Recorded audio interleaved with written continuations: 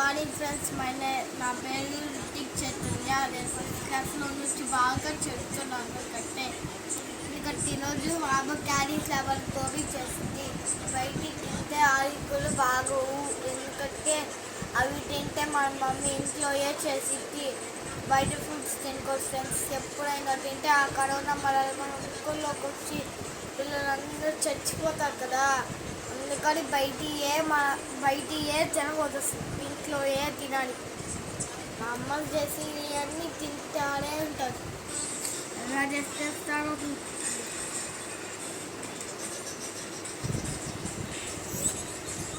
చాలా బాగుంది, super, so బాగుంది. My mummy is so very good. ఎంత తయారు చేసింది. ముందు ఆ చెంచాలు తీసుకుని అట్లా కలపాలి. ముందు ఆ క్యాలీఫ్లవర్ని కట్ చేయాలి, అట్లా సాస్ వేయాలి, తర్వాత మిక్స్ చేసి మళ్ళీ ఒక సాస్ వేయాలి.